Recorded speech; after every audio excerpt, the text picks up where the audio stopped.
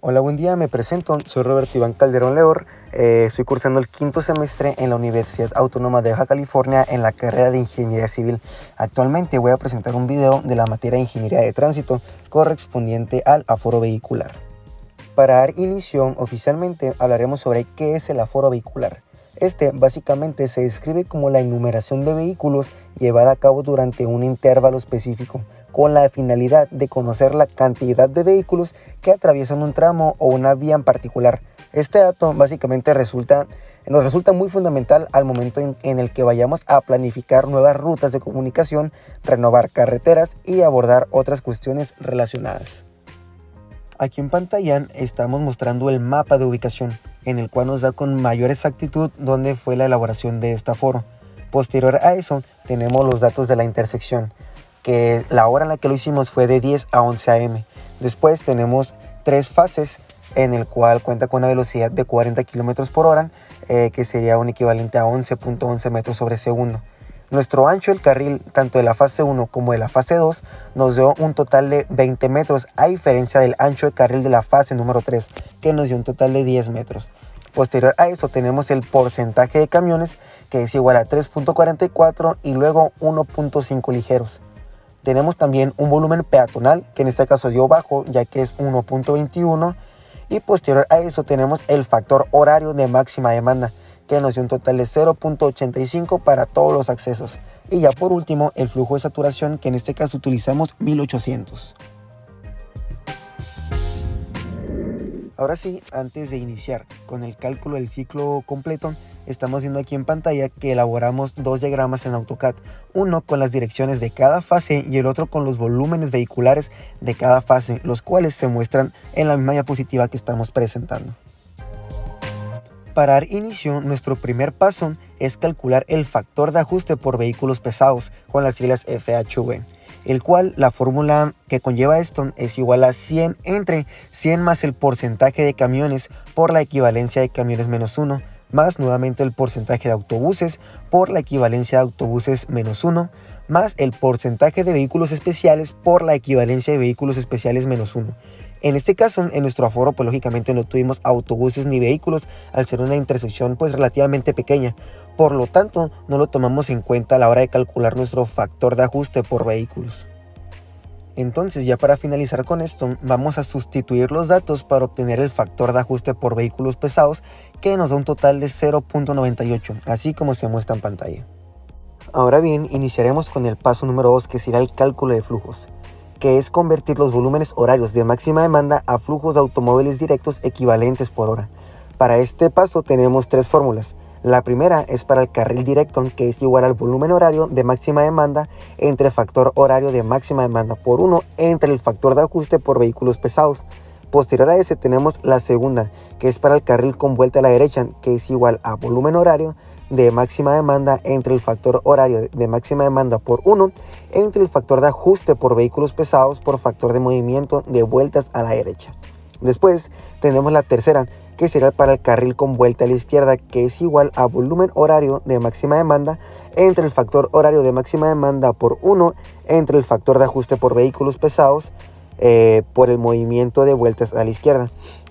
Entonces, este factor de movimiento de vueltas a la derecha se obtiene dependiendo de la cantidad de peatones y el factor de movimiento de vueltas a la izquierda, interpolando diferentes datos de una tabla.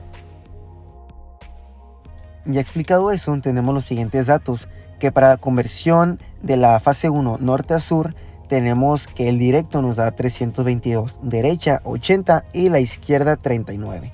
Después tenemos la fase 2 sur a norte, en el cual nos da un total de directo 479, derecha 49, izquierda 44. Después tenemos en la fase 3 de este a oeste, tenemos un total en la directa de 42, derecha 44, izquierda 37. Y después en la misma fase 3 tenemos de oeste a este, en el cual el directo nos da 62, derecha 17 y la izquierda 86. Ahora sí, una vez calculados los flujos, hacemos un nuevo diagrama con los datos obtenidos y nos pasamos al tercer paso, que sería el cálculo amarillo y todo rojo, para el cual tenemos los siguientes datos, que sería tiempo de reacción, que sería 1 segundo, ancho de intersección, que en este caso son 20 metros para fase 1 y fase 2 y los 10 para la fase 3. La longitud de vehículos que estamos utilizando 6.1. Después la tasa de aceleración, que es 3.05 metros sobre segundos cuadrados, y la velocidad, que es igual a 11.11 metros sobre segundo. Ahora sí, con estos datos vamos a poder hacer el cálculo mediante la siguiente fórmula que estamos viendo aquí en pantalla, que sería tiempo de reacción más velocidad entre 2 veces la aceleración. Ahora todo esto sería más el ancho de la intersección más la longitud del vehículo entre velocidad, así obteniendo los siguientes datos para cada fase. Que, repitiendo los valores, en la fase 1 tenemos 3 más 2, que nos da una equivalencia de 5. Sería lo mismo para la fase 2, y en la fase 3 ya nos varían, que nos da un total de 3 más 1, que es igual a 4 segundos. Continuando con el paso número 4, vamos a pasar a calcular el tiempo perdido con la siguiente fórmula que estamos viendo aquí en pantalla, que si nos damos cuenta es básicamente la sumatoria de todos los amarillos de cada fase más la sumatoria de todos los rojos igual de cada fase. Entonces empezamos a sustituir y nos da un total de 14 segundos de tiempo perdido.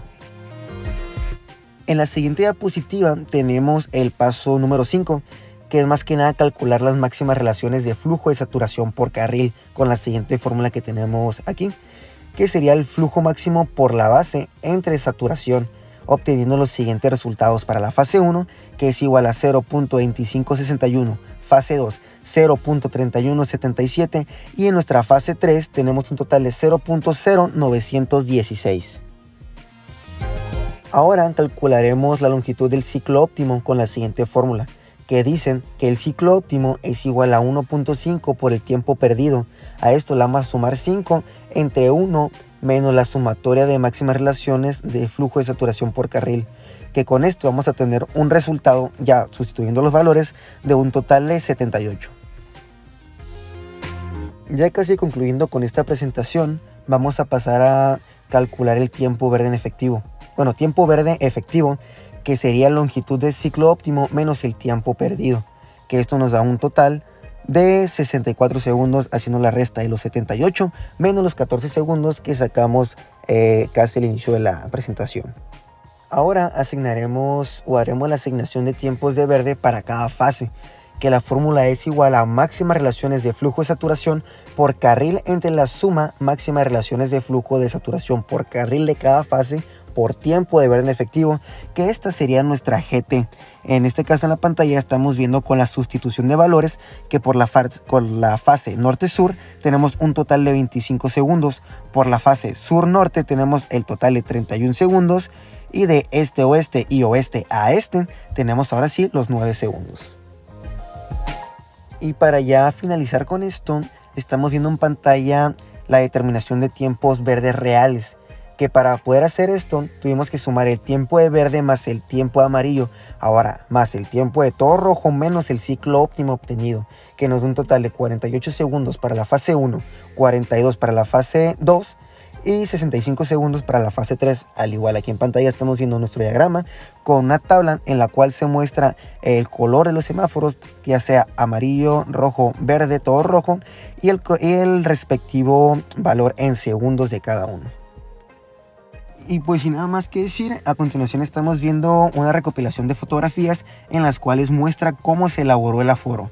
Aquí estamos viendo que estamos tanto yo como mi equipo haciendo el conteo de cada automóvil, en el cual nos repartimos en una esquina para obtener una mayor organización al momento de elaborar el conteo. Y ya para despedirnos me gustaría efectuar la comparativa de tiempos obtenidos versus los tiempos reales del semáforo, en el cual nos arrojaron datos muy similares con los que nos da la seguridad de decir que nuestro aforo, nuestro conteo fue hecho correctamente.